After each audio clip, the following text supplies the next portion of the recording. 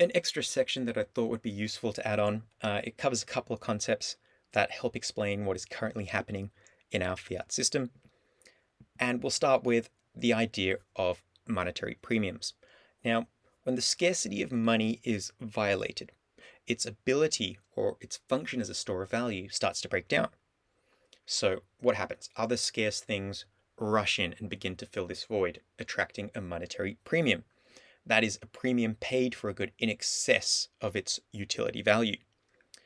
A great illustration from the bullish case for Bitcoin that I like to go back to is this one from Vijay Boyapati, and it compares silver, gold, and Bitcoin, and it shows how each monetary good is made up of two components. You have industrial demand and monetary premium. And in this one, he's comparing silver, gold, and Bitcoin, and you can see silver, very high industrial demand. The majority of the value of silver is in its industrial demand. Contrast that with Bitcoin, and that's just pure monetary premium. People aren't using Bitcoin for anything else other than as money. And here's a quote from Vijay. The difference between the purchasing power of a monetary good and the exchange value it could command for its inherent usefulness can be thought of as a monetary premium. So this is important in regards to money because when a superior store of value emerges or becomes widely available, it grows by draining the monetary premium that's already accrued to other monetary goods. Now, in the case of fiat currencies, those outside of Bitcoin generally focus on the dollar's long-term appreciation against other fiat currencies. So they're watching the dollar suck the monetary premium out of other fiat currencies. But as you may know, what they are missing is the forest from the trees. They don't see that there is a bigger whale out there. The next concept I want to touch on is time preference because it's inextricably linked to money, as we will soon see. And time preference, it's the degree to which someone values the present relative to the future. What do I mean by that? Well, think of time preference as a spectrum. So low time preference can be thought of as planning for the long term, so acting rationally, delaying gratification to save or invest, say continuing your education, prioritizing your health. It's about longevity. This is in contrast to high time preference, which means acting impulsively, looking for immediate gratification and dopamine hits. You might be more interested in consumption versus production, and it could also be associated with taking on consumer debt. Now, your time preference, it doesn't just happen, it's influenced by your environment. Here are some key factors that contribute to it. Firstly, interest rates. So how much are you incentivized to save versus to borrow? Life expectancy. Well, if you can't be expected to live very long, or you say, you don't have great access to healthcare, medication, well, you might not be incentivized to be planning long term. That also couples with personal safety, property rights. So how likely are you going to be are you going to invest in capital goods if you can't be assured that your property, your private property that you've earned and acquired, isn't safe? It could be either stolen or appropriated by a government.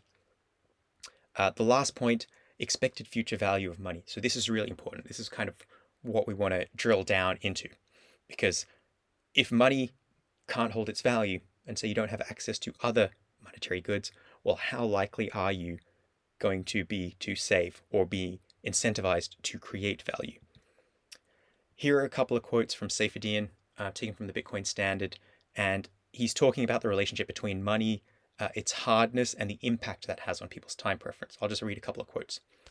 Hard money, whose supply cannot be easily expanded, will likely be more stable in value than easy money because its supply is largely inelastic. He goes on, one of the key problems caused by a currency whose value is diminishing is that it negatively incentivizes saving for the future. So, to summarize, hard money enables savings, so people are incentivized to think long term. Easy fiat money makes savings difficult because of the arbitrary dilution, so you're better off spending it today versus buying less with it tomorrow. Now, low time preference can be associated with savings, which is accumulating money for later use. Okay, so whether that be to pass it down to your children, accumulate an emergency fund, or to make a particular investment, the point of having savings is to reduce future uncertainty. But what you save in matters. And to think about that, you have to ask a couple of questions. Firstly, can it be arbitrarily diluted? Will it hold its value over time? How certain are you of that? And secondly, could it be seized or stopped? To wrap up this section, I just want to go over a couple of definitions that might prove helpful to you. The first being the difference between money and payments.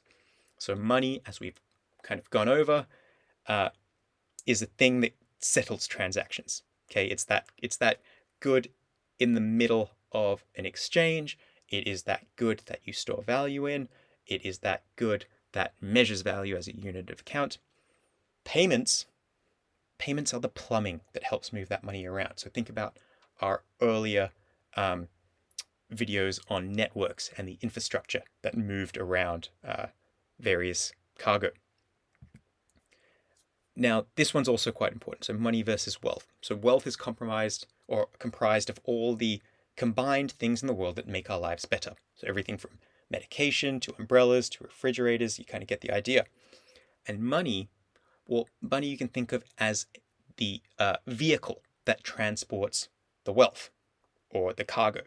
So exchanging wealth requires a common good, to solve the coincidence of wants, to provide a pricing system, and to temporarily store the value created. So when the size of the vehicle is fixed or inelastic, but the amount of cargo keeps increasing because, humans are ingenious, we keep inventing better ways of doing things, and the space aboard that vehicle is going to become more valuable. Okay, you've got more things trying to travel in a fixed amount of space. So similarly, when the supply of a monetary good is inelastic, but the amount of wealth keeps increasing, well, the value of the money becomes the release valve. So that's a very important concept. The last one I want to touch on is money versus price. So money, again, most saleable good, can perform those three functions: store value, exchange value, measure value over time, depending where on that monetization path it is. And it's chosen based on assessing monetary properties. Price is simply an amount of money demanded for a particular good or service. And I think we're going to leave it there and wrap up for this section now.